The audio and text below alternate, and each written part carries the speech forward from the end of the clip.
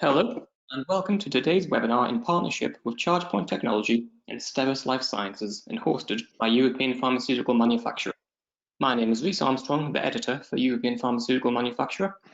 For today's webinar, we'll be looking at how to introduce a fully validated sterile product transfer solution for biopharmaceutical production. We're joined by Christian Dunn, who is the head of sterile solutions for ChargePoint, alongside Bruno Ayres, the global VHP technical lead and project manager for STERIS Life Sciences. Together, they will be discussing the integration of ChargePoint's AseptiSafe biotransfer valve with the STERIS VHP Biodecontamination Systems. Before we start, just a little bit of housekeeping. There'll be 15 minutes at the end of the webinar reserved for a Q&A. If you just use the chat facility, please direct message us with your questions and we can put them to our presenters at the end of the session. You can do this at any point in the webinar and we'll try to get as many of the questions answered as possible. There will also be a couple of polls during the webinar, which the audience will be asked to participate in. For any technical questions, please address them to Kay and Brennan. And with that, I'd like to hand over to our speakers.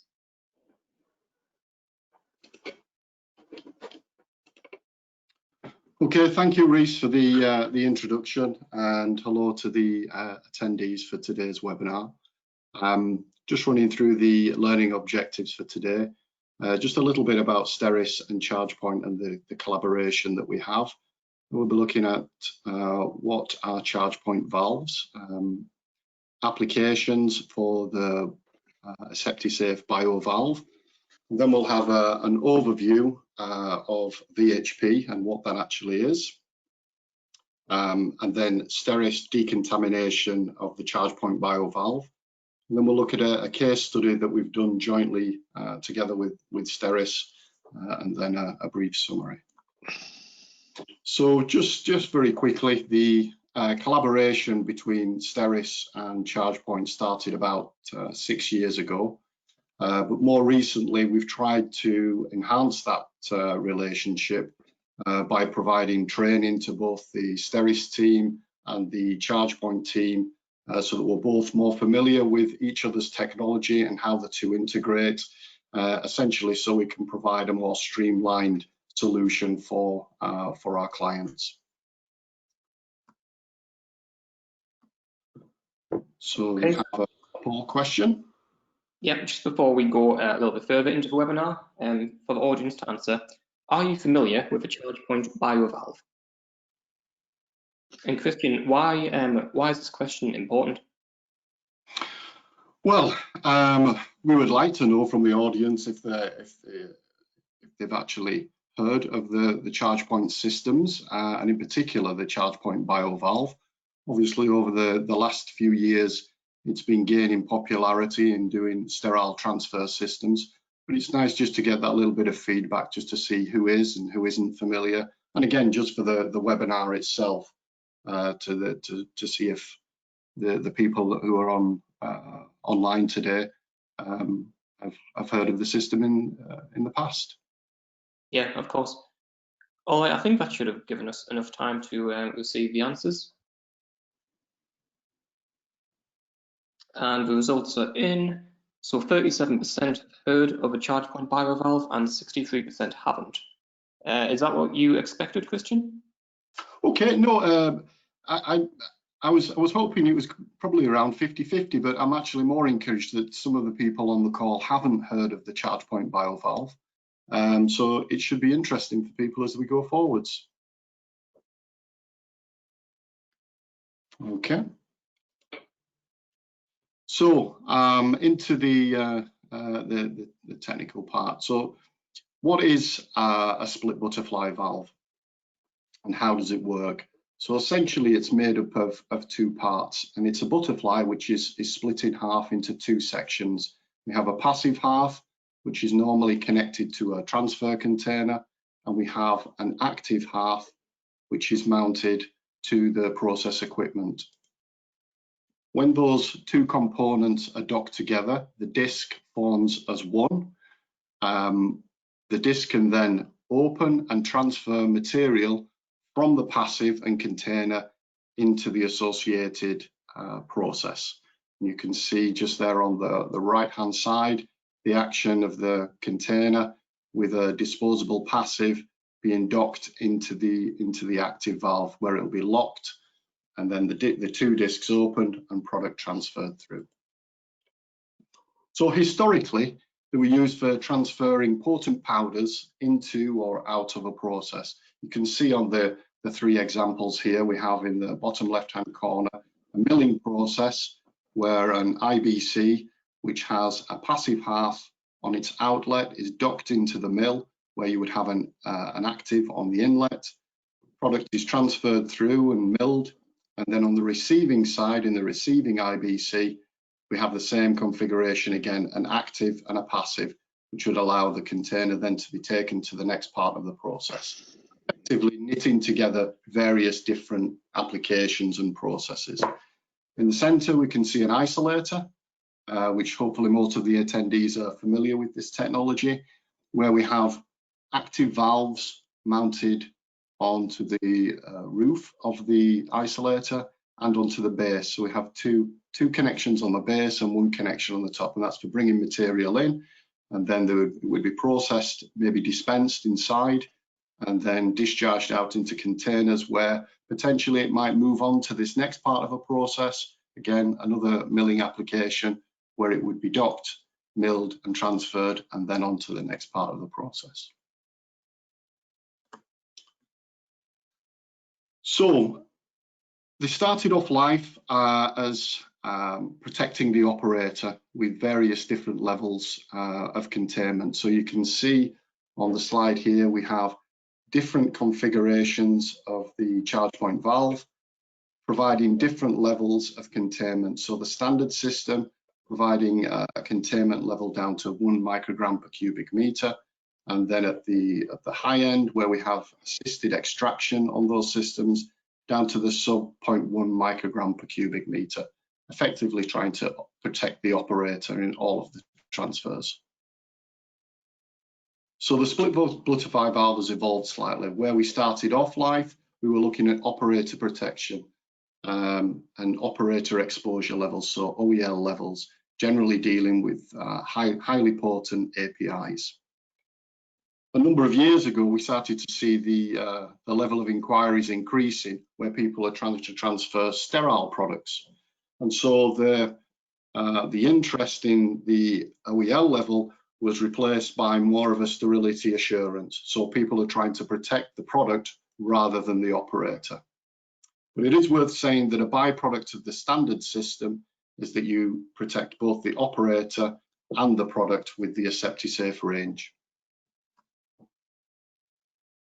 Just a little bit about the landscape where these devices are used at a very high level in terms of the product form.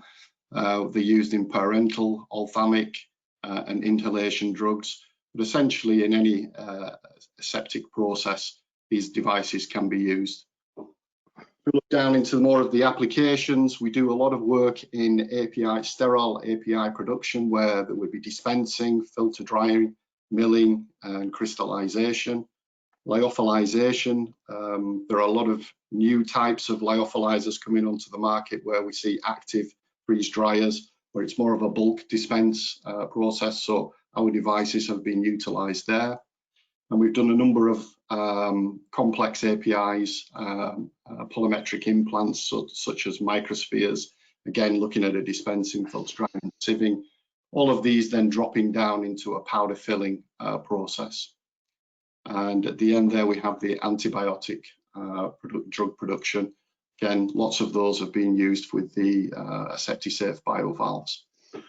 The area that we seem to have most traction where this device is used is in sterile formulation. So the activity of dispensing product, usually within an isolator, transferring that sterile API into a mixing vessel, creating a suspension or a liquid, where it would then be pumped as a liquid onto the filling line.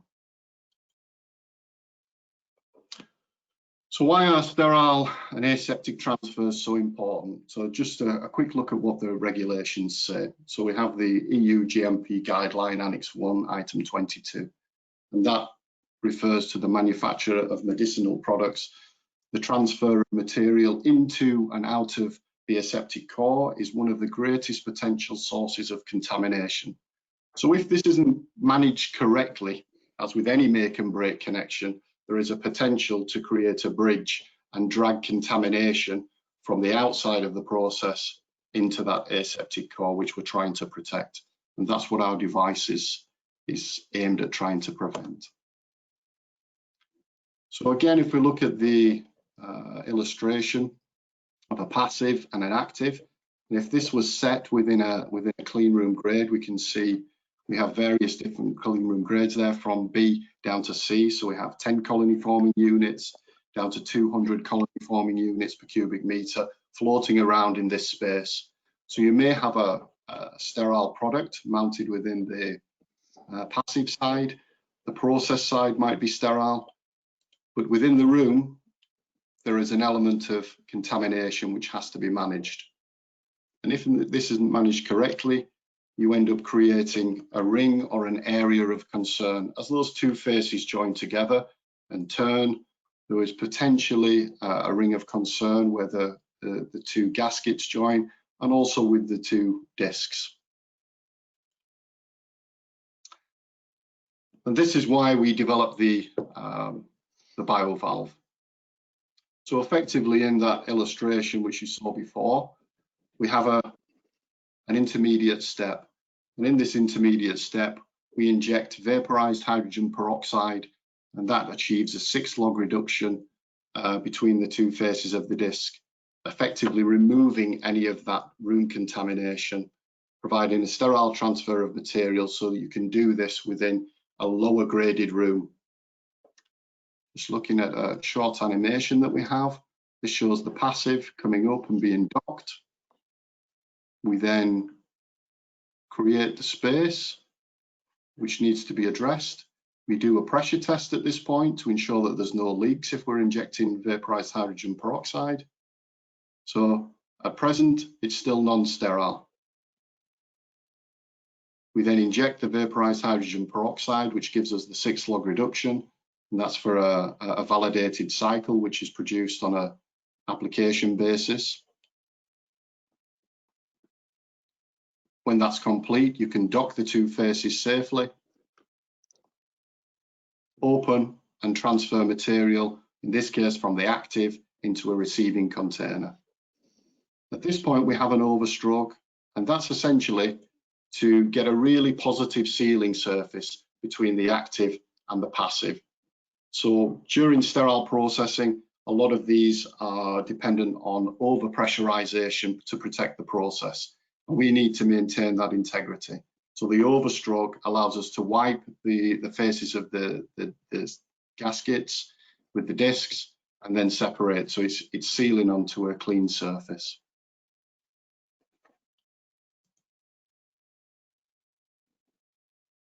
At this point, if required, another pressure test can be done to ensure that the integrity has not been breached.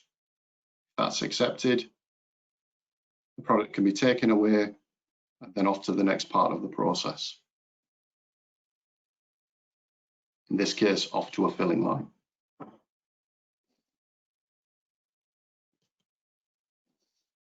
So, poll question 2. Yes, so another poll for our audience to answer. Do you know what VHP is?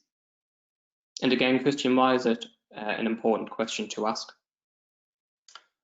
Well, it's an integral part of the biovalve, and understanding what that is, that it's a low pressure biodecontamination process is an important thing.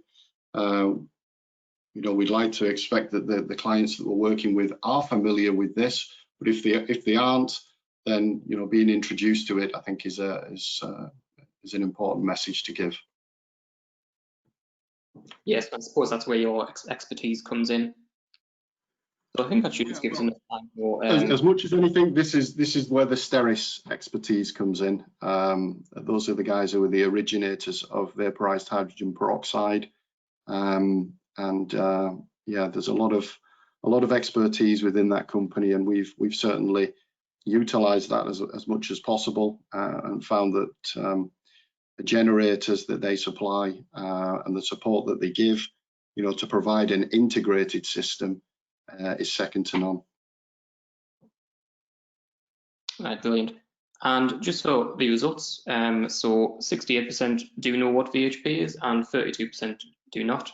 Is this surprising to you, Christian?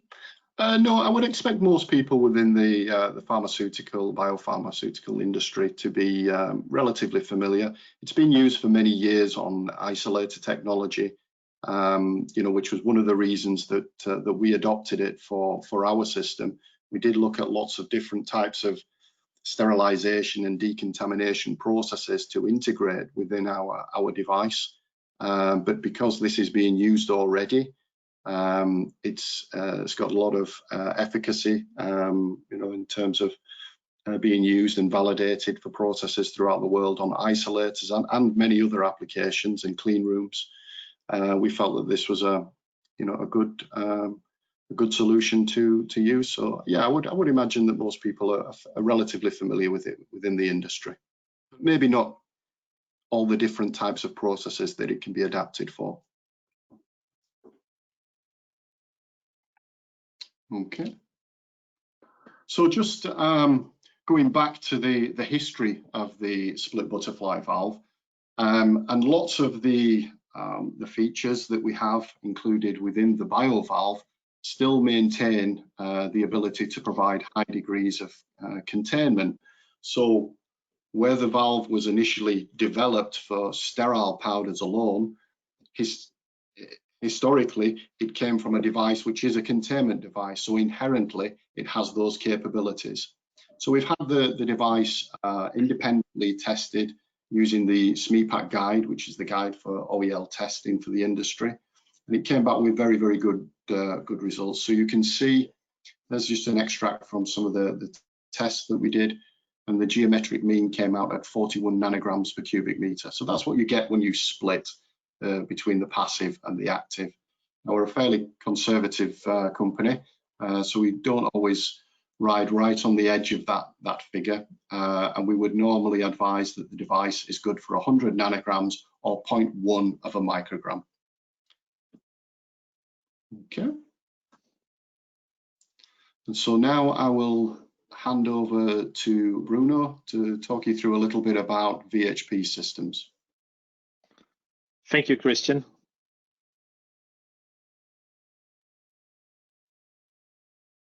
Okay, so then I will give a little bit more information on VHP. VHP is vaporized hydrogen peroxide, and this is a low temperature biodecontamination and sterilization technology where we really only decontaminate the surface with a dry vapor. The dry vapor is made from Vaprox, and Vaprox is a solution of 35% H2O2 and 65% water. VHP is a gaseous form, is a vapor. So this is a very small molecule, and we can go through HEPA filters without any problem, for example. And this is really, in terms of compatibility, much better than any liquid solution, which are much more aggressive.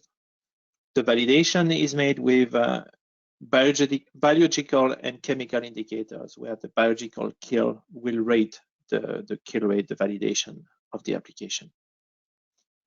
So just to compare the VHP technology with other gaseous or hybrid technology. Hybrid, we mean gaseous and also wet, so with condensation, microorganization, fogging, whatever, non-dry form, for example. And gaseous, we have still the formaldehyde, which try really to be banned from the pharmaceutical industry. The chlorine dioxide, which is much more aggressive than the VHP technology. Chlorine dioxide making the stainless steel to rust. We couldn't really use it for such application. And VHP is against all these other technology best placed in terms of compatibility, residues, efficacy, easiness for validation, and safety. At the end of the cycle, we need only to have 1 ppm left. So, as I said, the efficacy, this technology was introduced in the 90s, and we have a big data on all the different microorganisms we can kill, from prions through bacteria spore, bacteria, viruses, molds, etc. Here's some typical application just with the ChargePoint valve. So here we are, STERIS, we have several different units we can use for multiple purpose, from room decount down to very small volume, and the ChargePoint valve is probably one of the smallest volume we do. So we can use different unit, then the unit can be also used on other application. Here, this is the M10, and we are decontaminating the ChargePoint valve. We do some concentration measurement, high concentration, low concentration. We protect the system with a HEPA filter, and we do a catalyzation. The system is pressure control to keep the integrity of the entire system. And in terms of data, we have here just a simple printer. So that's a very, very basic installation, but we can go from a little bit more complex. Here, this is a mobile unit. That unit can do rooms. So this unit can be either docked to the ChargePoint valve or used for the room. Same thing. The difference here, we have our 21 CFR package. So the unit's got audit trail, trends, alarm trends, alarm data, all the needed for the 21 CFR needs. And again, always a pressure control as a closed loop. Here, this is with an integrated unit. This is with an M100S. Here we had 2 valve in serial. This is an application we just validated recently in Sweden. And same thing with the concentration sensor. And here, sometimes, since this is on powders, we can face ATEX areas, so explosion proof.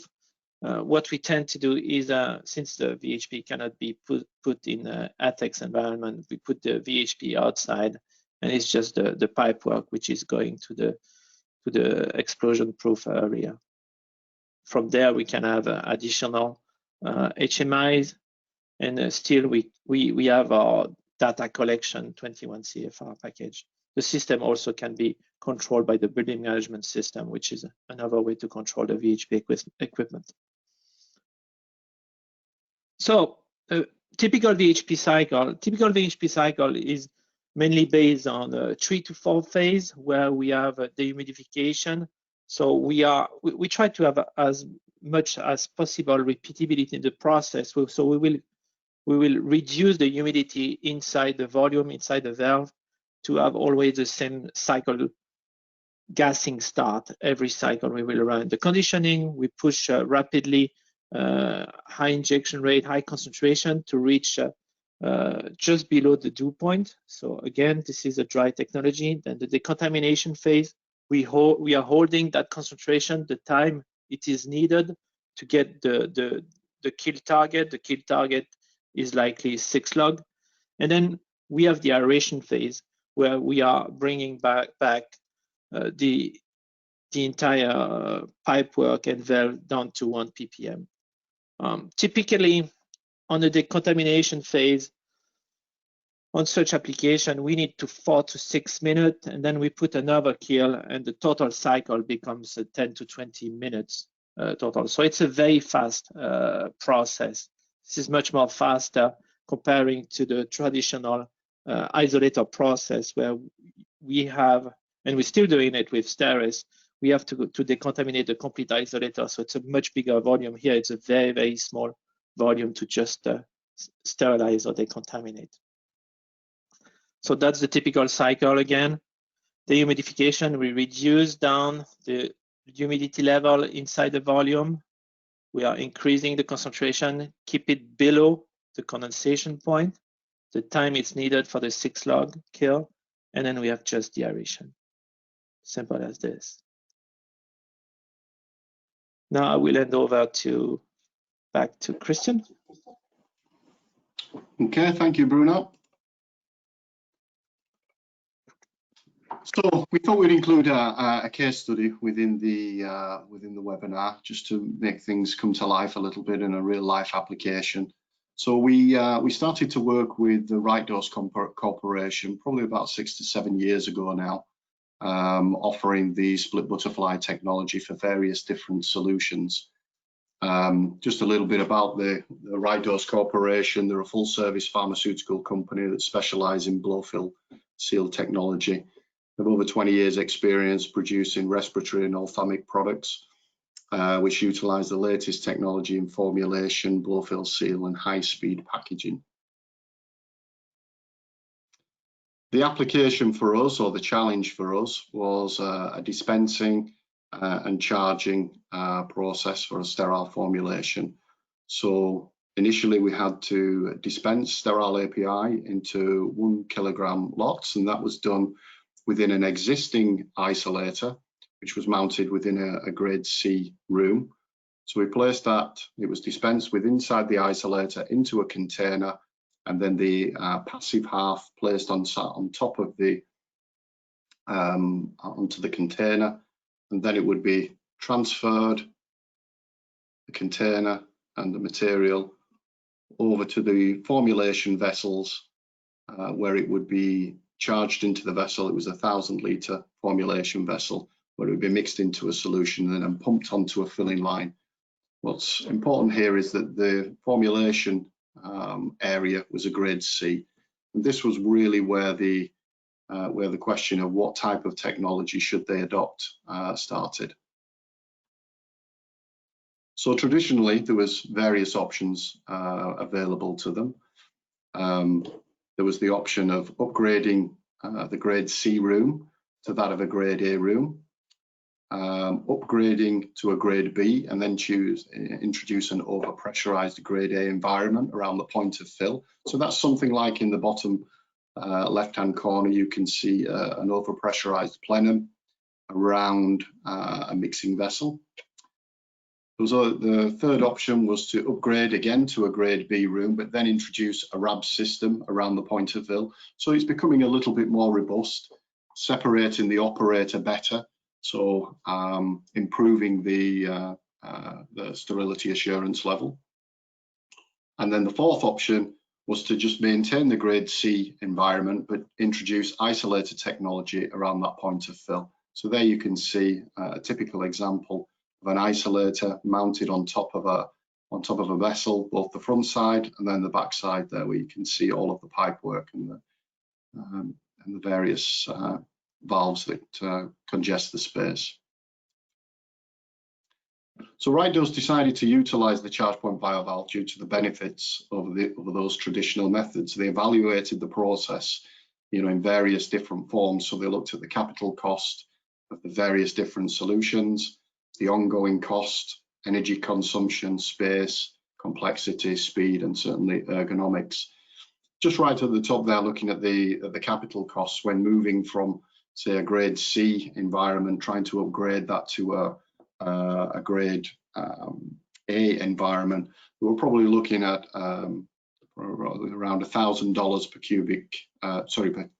cubic feet, per square feet, which is quite considerable if you're looking at maybe a 20 by 20 foot installation. And then of course the ongoing costs associated with the HVAC and energy consumptions and the space associated with doing that. Speed of processing was one of the more important aspects that they looked at. Whenever they were integrating maybe some of the other solutions, perhaps a RABS or an isolator on top of the system, the speed to actually bring things in, set the isolator up, going through a long cycle of decontamination before they could bring the product in and charge that, that was limiting to them to some extent, together with the ergonomic constraints that they have by having to work behind a barrier screen. So they felt that the BioValve released them of a lot of those complexities. And then just back over to Bruno to talk about the cycle development of that process. Yes, thank you, Christian. So in terms of validation, we use two types of means. So we use CIs and BIs. So the CIs are the chemical indicators, and the BIs are the biological indicators. The CIs will permit a gradient, with their gradient color change, will permit to see if we have a good distribution of gas, which is, to be honest, quite easy on such small volume, but it's really showing an instant presence of the gas. And the BI, the BIs, they need to be put in a growth media for 7 days, but after just 1 day, we have already using a rapid growth media some results. So we do the cycle development with the BIs and the CIs, and the validation will consist of the kill of the BIs on a period of 7 days. The BIs are transferred in a growth media, as I said, and incubated at between 55 to 60 C.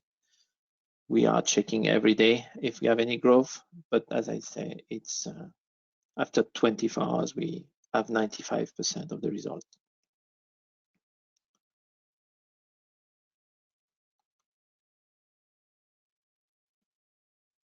So here we can see the BIs in the growth media, so it will change color if we have any growth. The BIs consist of a disc that is placed on inside the valve. We have BIs inside a Tyvek pouch most of the time. It depends on actually of a different customer and different application, but we have either those BIs bagged or naked for the validation. We are using also during the cycle development Draeger sensor to be able to measure the concentration of the gas. This validation will be repeated. So this cycle will be repeated 3 times, and we expect a full kill of the 3 cycles in a row as per GMP. So this is a typical cycle for the application. Here we have a very long aeration, very conservative aeration. But here we have had a 10-minute dehumidification. This is because we had a stainless steel pipe work to heat up. But as I said before, the exposure time has been only 6 minutes.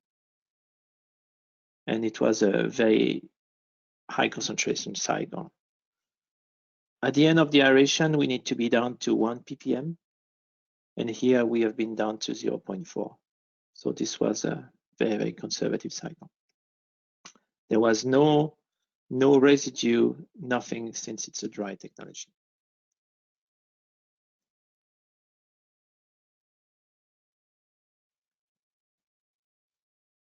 So as I said, we will every time run a 3 cycle in a row to make it part of the PQ. And this is a standard for every VHP application. VHP valve, VHP ChargePoint valve or not. After this 3 runs, there have been also a major run done on the system to fully complete the PQ for the customer. The sterile hole has been also demonstrated more than 10 days, which is a very important information. So this shows really that the integrity is really kept very good on the system.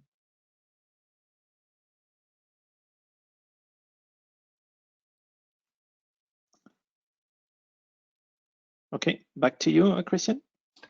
Okay, yeah, so we produced an animation which brings to life that process a little bit. So I'll just go ahead and play that for you. So this is the API, the sterile API coming into the formulation area.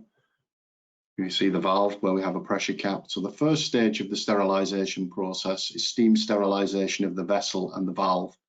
So we place the cap into the active.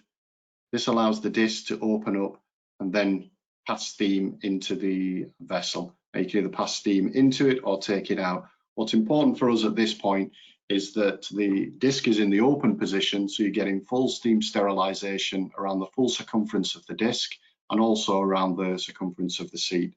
That means that when the process is finished and the vessel and the valve is sterilized and sealed with the cap, it allows you to close that disc onto a sterilized seat. So the seat interface and the disc is sealed onto a sterile face. Let's go forward. This can be unlocked and taken out. So now only the external surfaces are exposed to the grade C room. Product is brought into place, locked into position. Now at this point, this is where we have the options. So if we had a high grade room, a grade A or a grade B room, we could use the standard AseptiSafe valve because the process is being protected by that external room environment. And product can be transferred. If it's a lower grade room, then the options, as we saw with the right dose installation, are to do the upgrade to isolators, RABs, or perhaps use this technology with the VHP sweep in between the faces of the discs.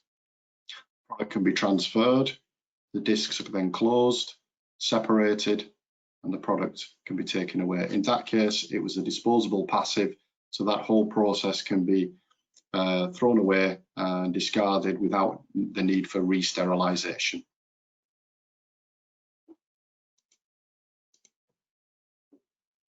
Okay, so just looking at some of the benefits of the integrated biovalve. So we have a validated 6 log reduction at the point of fill. So the ring of concern is removed. In some cases, some devices try to bypass the ring of concern or maybe minimize the ring of concern. But for us to create a really robust system, we adopted the VHP sweep in between the discs, so we actually take that away.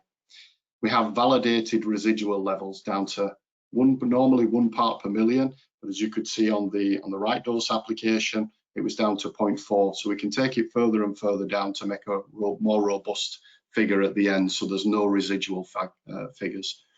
We've moved away from the spraying and wiping needed on traditional systems. Before faces are brought together, spraying and wiping, and taking away that dependence on the operator doing that function correctly. We use VHP in the system because it has the same level of integrity as the isolator. In many cases, the sterile isolator would be vaporized with hydrogen peroxide, and so we use that same technique. We have improved ergonomics, so we don't have to work through any barrier containment to achieve those good levels. Production time is improved. It's a quick setup, both for the transfer, the docking, locking and transfer, and also for the gassing. You could see by Bruno's figures there that a typical VHP cycle would be in the region of about 20 minutes. Depending on the production process, that can be extended if there is no requirement to keep doing more and more transfers, but at the same time, it can also be improved. Reduced cost. Certainly the cost between a valve and an isolator sat on top of a vessel, it's certainly much more cost effective, or indeed upgrading the room to a fully grade A or a RAB system. Reduce the need for the high grade rooms. This is a pattern which has been developing within the industry for a number of years now, trying to get people out of these grade A environments, and so they can operate a little bit more freely in a grade C or a grade D room, but of course the equipment needs to support that. So the isolator technology has done that a number of years ago, and now this technology allows us to do the same thing. And one of the main features of the device is its size. It's a small device. You could see on one of the examples that I showed earlier, the complexity of throwing an isolator or a RAB system around what is potentially a large vessel, then all the associated pipe work and valves, it becomes very congested, and the footprint is vastly increased using those systems. With this, it's just a valve that's sat on top. You have the connections for the VHP system, and that's it. So moving forward, we're working with Rydos to simplify the process again by integrating the single-use technology to transfer the process. So product can be dispensed in a non-sterile manner. So we're trying to improve this process. Initially, they had a stainless steel container, but moving to disposable technology, it allows them to be a little bit more flexible.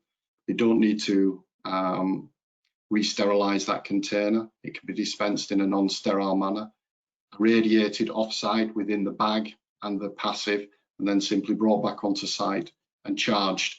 So it doesn't need to go through that complicated sterile dispensing step if it's done in that way. And then obviously just disposed of, so there's no washing, sterilization of the passive or the container.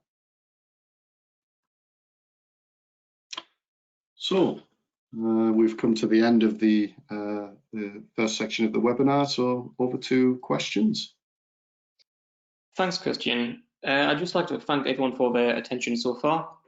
Like Christian said, we are moving on to the Q&A part of the session. We've already had some good questions coming in, but please continue to send them. If we don't manage to get through all of your questions, the team will follow up with you individually after the session. So we'll start with this one, Christian. How do you ensure that the system is leak tight, so no leaking of VHP into the atmosphere or system? Okay, well, you probably saw on the animation a little earlier in the presentation there that we have an in-process pressure test. So much like you would do with an isolator prior to injecting VHP into a process, we do the exact same thing. So we have a pressure test just as the VHP is about to be introduced, so that ensures that there's no leaks out to the atmosphere and potentially harming the operators, but again at the same time making sure that there's no leaks into the process. We also have an offline pressure tester, so very similar again to the devices that we see on isolators where they have a glove port test kit. So we have some plugs which can be placed into the active and caps placed over the active, so it gives us an offline test to ensure that those devices are adequate before they go into production, so it gives that extra level of safety. We've also had the system independently tested with helium and chlorine dioxide just to ensure that the leak rates are all suitable. From a manufacturing perspective, you know, we have a rigorous quality control system and high manufacturing tolerances. We machine the seats and the discs to very high levels, and we try to maintain that. Perfect, thank you. And another one here, is it possible to use any other decontaminating or sterilizing media instead of VHP on the biovalve? The short answer is yes. We have used other types of VHP generators, and we've also used chlorine dioxide in some examples as well. The one that people ask for most of all is, could they put steam in between the two faces of the disc? And unfortunately, that's not the easiest to integrate. So because it's at high pressure and high temperature, and it has the potential to cook the product when it's sat in the passive half of the process. So we tend to go for the VHP solution because of its low pressure and low temperature, and it's kindest and easiest to manage, you know, within the process. It's also readily available on site. You know, we offer the VHP generator along with our device as a standalone system. But in many cases, as you could see on the case study, an isolator is already in existence on that dispensing step, so you would have the VHP technology already integrated as a utility on the isolator. So we can just tap into that, so it makes it readily available. We looked at a few other systems. We've also looked at UVC light, although unfortunately the kill rate wasn't suitable for the applications as well. Right. And is the system offered simply manual, or do you have automated versions? Yeah, we offer the system as manual devices at 50 millimeters, 100 millimeters, and 150. We have semi-automatic systems, so maybe it's the opening and closing of the discs, and the locking is done manually. And then we have fully actuated systems with sensors on there, so it can be integrated into an automated system. Yeah. Perfect, thank you. And just another one here. Can the system be integrated with hoists and other manual handling systems? Yes, usually at the smaller scale, it's a manual process where the operator would simply dock the passive and container into the active and do the transfer. As the volumes increase, obviously the manual handling requirement moves away, so they have to go into automated systems and assisted handling. So yes, we've integrated the systems with hoists and lifters, you know, up to 1,000-litre containers with our connections, and have been lifted up and docked into our systems. And we're also looking at the moment into integrating them into pick and place systems with robotic assistance there, so providing a fully automated solution. Brilliant, thank you. And we've just got time for one last one. In the presentation, you mentioned the single-use passives. How will this help the customer within the case study?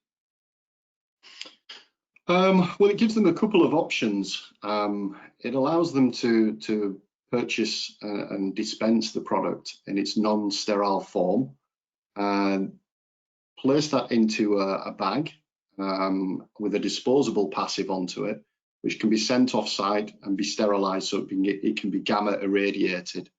So the complexity of doing sterile dispensing is taken away, so now it's just manual dispensing of a non-sterile product. When it comes back on site in its sterile form, it can then simply just be docked onto the vessel and product transferred. They can do it a few different ways.